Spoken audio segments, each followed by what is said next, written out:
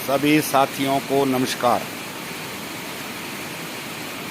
आज मैं अपने इस जीवन का 60वां वर्ष पूरा कर रहा हूं और ये एक मेरे लिए चिंता का विषय भी है कि मेरे पास अब बचत कितना है जीवन का। खैर अच्छे गुजरे 60 वर्ष संघर्षों में। आज मैं आप लोगों से जो चर्चा करने जा रहा हूं वो यह है कि हिमाचल प्रदेश में पिछले 3 दिनों से लगातार भारी बारिश हो रही है और उसके परिणाम स्वरूप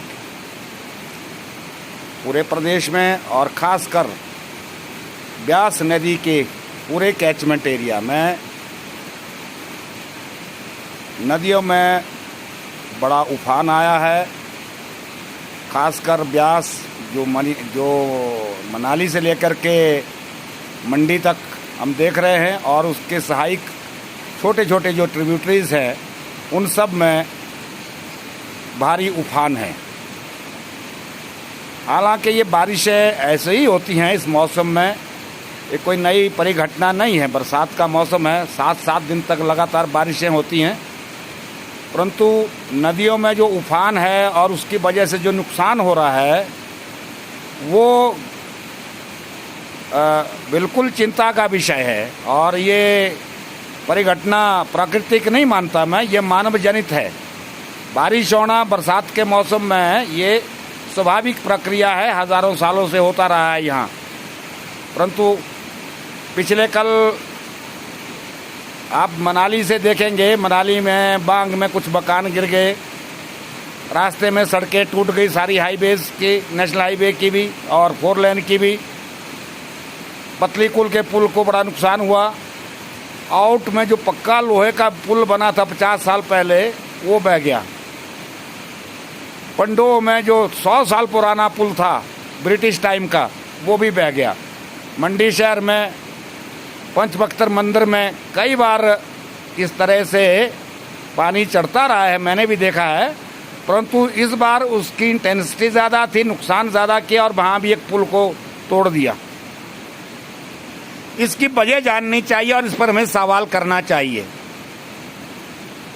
देखिए, पानी का जो अगर देखा जाए जो पानी का बहाव है वो तो वैसा ही है, परंतु 2 चीज़ घटनाएं जो इस बात को बढ़ाती हैं वो देखने वाली है।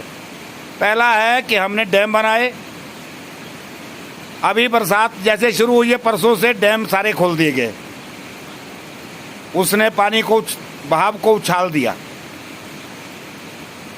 दूसरा कारण है कि हमने सड़कें बनाई बिना किसी वैज्ञानिक तरीके से, बिना सोचे समझे उसके मलबे को हर कहीं बिखेर दिया नदियों में, नालों में, और वो मलबा जो है पानी के साथ मिलकर के उसने सबसे ज़्यादा नुकसान किया है। आज ये मक की वजह से हुआ है।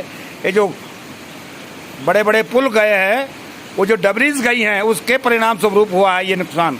इसको समझना चाहिए। 4 लेन जहाँ जहाँ निकली है उसका सारा मलबा नदियों में गया और उसका बहुत नुकसान हुआ है। गाँव की सड़कें भी ऐसी अवैधानिक तरीके से बनाई गई हैं। पेड़ों का कटान तो निश्चित तौर पर हुआ ही है। आबादी का फैलाव, चाहे व्यापारिक दृष्टि से, चाहे सो कॉल्ड डेवलपमेंट प्रोजेक्ट, सड़क और दूसरी वजह से पेड़ों का भारी नुकसान हुआ है। जंगल खाली हुए हैं, पानी का बहाव तेज़ हुआ है, भूमि कटाव बढ़ा है, इससे ये भी हुआ है। और जो समाज की गलती है वो है नदियों के किनारे, नदियों के जो तट है, बेसन्स हैं, उस पर कब्जा करके मकान बनाए। अरे हिमाचल हाई कोर्ट ने पिछले 20 साल पहले, 30 साल पहले जब ये बड़ा फ्लड आया था आपके ब्यास में, पूरा बांग बह गया था, उसके बाद हाई कोर्ट ने निर्देश जारी किए थे। आज उन निर्देशों का क्या हुआ? सवाल करना चाहिए सब लोगों से, इन नेताओं से भी, सरकार से भी। हाई कोर्ट को आज फिर अपने उस आदेश क्या को देखते हुए सुमोटो नोटिस लेना चाहिए कि रिवर बेसिन को जो एनक्रोच किया है, चाहे सरकार ने किया चाहे किसी निजी व्यक्ति ने किया, उसको कैसे बहाल किया जाए। ये वो कारण हैं जिन पर हमें प्रश्न उठाने चाहिए आज। और सरकार को चाहिए कि आगे जो विकास का मॉडल है उसको यहाँ की परिस्थिति के मुताबिक निर्धारित करे और पूरे वैज्ञानिक तरीके से जो है निर्माण कार्य हों। अरे भाई, अल्प्स में भी सड़कें बनती हैं, निर्माण होते हैं यूरोप में, वहाँ इस तरह का नुकसान क्यों नहीं होता? हम सारी टेक्निक अपनाए बगैर धड़ाधड़ सड़कें निकाल रहे हैं, बड़े बड़े निर्माण कर रहे हैं। और ऐसे ऐसे बुद्धिजीवी नेता हैं हमारे जो नदियों के किनारे बड़े बड़े बस स्टैंड बना देते हैं। धर्मपुर कल फ्लड हो गया, कोई सवाल नहीं। जयराम ठाकुर जी ने अपने गांव के लिए, तांदी के लिए सड़क बनाई, 2 बार फ्लड आ चुका थुनाग में। पिछले कल पूरे थुनाग के अंदर मक आ गया। उसी सड़क का मक जो नाले में गिराया वो आज थुनाग मार्केट में लगातार आ रहा है। ये चीजें सोचने की हैं और इन पर सवाल होने चाहिए और सरकार पर दबाव बनाना चाहिए कि इस तरह के जो है निर्माण कार्य पर रोक लगे, वैज्ञानिक तरीके से निर्माण कार्य हों, वाटरशेड का ख्याल रखा जाना चाहिए और पानी के बहाव को कैसे अवरुद्ध न किया जाए, खुला रहे, उस पर सोचना चाहिए। तभी जाके पहाड़ में इस तरह की बस्तियां टिक सकती है, नहीं तो पूरी बसाहट के लिए नुकसानदेह स्थितियां पैदा होंगी किस दिन। मैं हिमाचल प्रदेश के आम भाई बहनों से फिर से अपील करूंगा कि अभी भी बारिश का रुख जो है नरम नहीं हुआ है, बारिश खूब ज़ोरों से लगी है। नदी नालों से दूर रहे और अपना बचाव करें। शुक्र है कि इस बार जान का नुकसान तो नहीं हुआ, जानी नुकसान नहीं हुआ है, परंतु बहुत सारे घरों का, गाड़ियों का, पुलों का, सड़कों का भारी नुकसान प्रदेश को हुआ है।